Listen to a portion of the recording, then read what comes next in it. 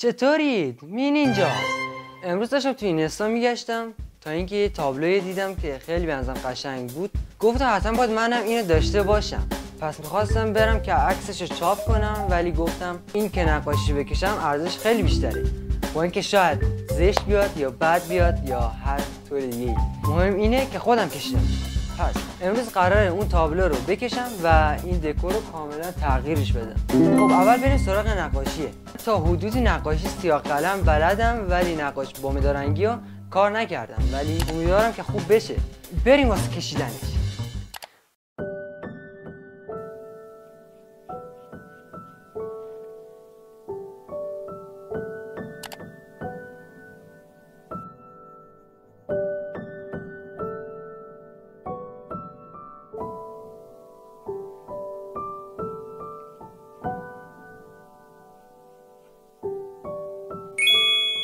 خب من از طریقی که بود خیلی خوشم اومد، چون که یه پنجره‌ای بود که از بیرون عروس دریایی تو باعث‌سنجی بود و از اونجایی که من باعث‌سنجی خیلی دوست داشتم، پس این تابلو رو هم خیلی دوست دارم. واقعا به نظر خودم در سطح خودم ازم خوب کشیدم. بچه شما از 1 تا 10 بهش چند میدین؟ اونایی که نقاشی کار کردن حتما میتونن ایرادایی از این بگیرن، چون خیلی ایراد داره. احتمالاً نه، حتما خیلی ایراد داره، ولی خوبه. خب بریم سراغ دکوری که داریم و اون رو سعی کنیم که خیلی بهتر کنیم. چیزایی که خریدم ایناست. دوز تخته داریم که به اینجا اضافه کنیم.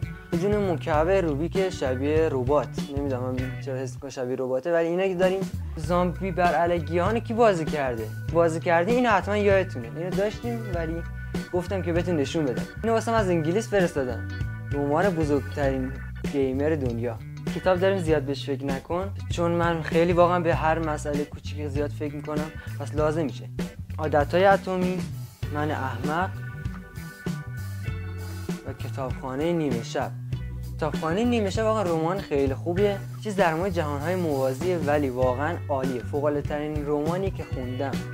یه چند تا نور خریدم قرار به اینجا اضافه کنیم و اون تابلو نقاشی هم قرار بذاریم رو اینجا. احتمالاً بریم که درستش کنیم.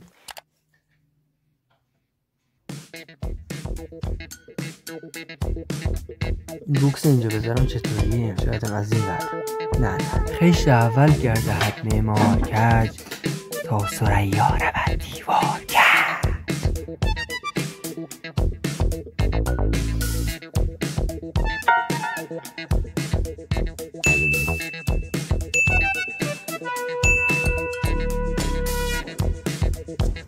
این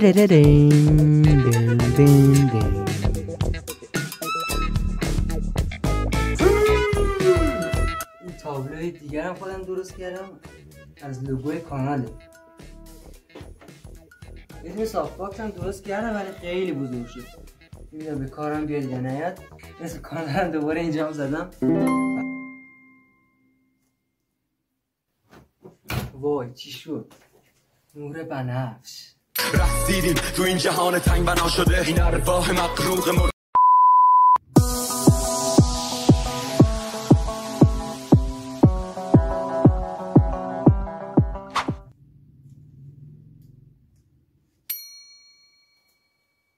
دل فرو میریزد و تنها تماشا میکنم، مثل سربازی سقوط آخرین دروازه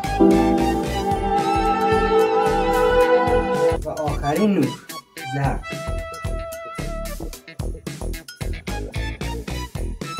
این آپوزیت شلنگیه، هم ارزونه هم نور مثلا خوبی میشه در کارمان خود.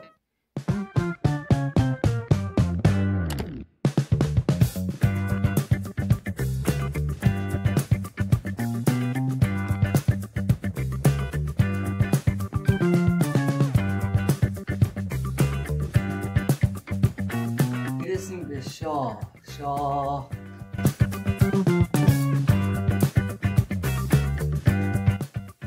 این تابلویی که کشیدم و اینجا زدم. البته که چون یه جوری وایسه، اینا پوشش یه کارتون گذاشتم به چسبش زدم. بعد اینو بالا نگه داشتم تا اینجا قشنگ‌تر بشه. یه عکس رونالدو هم داشتم اینجا زدمش. هیچ کس نمیدونه معنی اینایی که من دیگهشون نمیدونم. 16 4 6 چند تا شطرنج هم اینجا گذاشتم با عکس مسی، این که همون مدارنگی که داشت استفاده میکنم، فابر کاستل کلاسیک. چند تا از بازی دایناسور هم اینجا گذاشتم، با اینا خیلی خاطره دارم، از بچگی باشون بازی میکردم.